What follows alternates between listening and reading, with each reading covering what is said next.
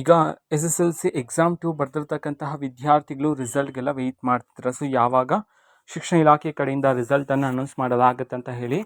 So ಇದರ ನಿಟ್ಟಿನಲ್ಲಿ ಇದೀಗ ಒಂದು ಮಹತ್ವದ ಮಾಹಿತಿ ಆದರೆ ಬಂದಿದೆ. ಸೊ ರಿಸಲ್ಟ್ ಡೇಟನ್ನು ಮುಂದೂಡಿಕೆ ಆಗ್ತಕ್ಕಂಥ ಸಾಧ್ಯತೆಗಳಿವೆ ಅಂತ ಹೇಳಿ. ಸೊ ಹಾಗಿದ್ರೆ ಬನ್ನಿ ಇದರ ಬಗ್ಗೆ ಸಂಪೂರ್ಣವಾಗಿ ನಾವು ಮಾಹಿತಿಯನ್ನು ಈ ವಿಡಿಯೋದಲ್ಲಿ ತಿಳ್ಕೊತಾ ಹೋಗೋಣ.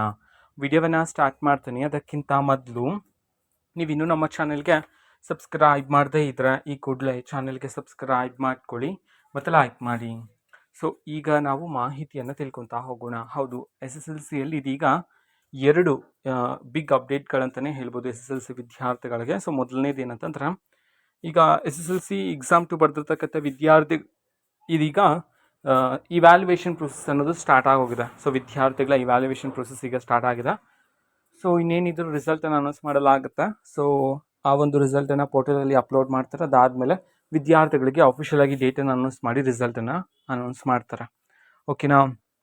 ಸೊ ವಿದ್ಯಾರ್ಥಿಗಳಿಗೆ ಯಾವಾಗ ಅನೌನ್ಸ್ ಮಾಡ್ಬೋದು, ಎರಡನೇ ಮಾಹಿತಿ ಇದೇ ಆಗಿರ್ತಕ್ಕಂಥದ್ದು. ಸೊ ಯಾವಾಗ ಅಂತಂದರೆ, ಸೊ ಈಗ CM ಬದಲಾವಣೆ ಆಗಿರ್ತಕ್ಕಂಥ ಕಾರಣದಿಂದಾಗಿ ಸೊ ರಿಸಲ್ಟ್ ಮುಂದೂಡಿಕೆ ಆಗ್ತಕ್ಕಂಥ ಸಾಧ್ಯತೆಗಳಿವೆ ಅಂತ ಹೇಳಿ ಇದೀಗ ಮಾಹಿತಿಗಳಾದರೆ ಬರ್ತಿದ್ದಾವೆ.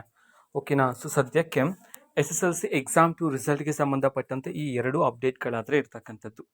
ಓಕೆನಾ? ಸೊ ವಿದ್ಯಾರ್ಥಿಗಳೆಲ್ಲ ವೆಯ್ಟ್ ಮಾಡ್ತೀರಿ. ಸೊ ಶಿಕ್ಷಣ ಇಲಾಖೆ ಕಡೆಯಿಂದ ಯಾವಾಗ SSLC ಎಕ್ಸಾಮ್ 2 ರಿಸಲ್ಟ್ಗೆ ಸಂಬಂಧಪಟ್ಟಂತೆ ಮಾಹಿತಿ ಬರುತ್ತೋ ಆದಷ್ಟು ಬೇಗ ನಾನು ನಿಮಗೆ ಇನ್ಫಾರ್ಮೇಷನನ್ನು ತಿಳಿಸ್ತೀನಿ.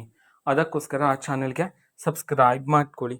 ಓಕೆನಾ? ಸೊ ಮತ್ತೀಗ ಫೇಸ್ಬುಕ್ಕಲ್ಲೂ ವೀಡಿಯೋಸ್ಗಳನ್ನು ಹಾಕ್ತಿದ್ವಿ. ಲಿಂಕನ್ನು ಡಿಸ್ಕ್ರಿಪ್ಷನ್ ಬಾಕ್ಸಲ್ಲಿ ಕೊಟ್ಟಿರ್ತೀನಿ. ಜೊತೆಗೆ ಮಾಹಿತಿ ಇಷ್ಟ ಆಗಿದ್ದರೆ ನಿಮ್ಮ ಫ್ರೆಂಡ್ಸ್ ಆ್ಯಂಡ್ ಫ್ಯಾಮಿಲಿ ಮೆಂಬರ್ಸ್ಗೂ ಸಹ ವಿಡಿಯೋವನ್ನು ಶೇರ್ ಮಾಡಿ, ಜೊತೆಗೆ ಸಬ್ಸ್ಕ್ರೈಬ್ ಮಾಡಿಕೊಂಡು ಸಪೋರ್ಟ್ ಮಾಡಿ. Thank you. ಬಾಯ್.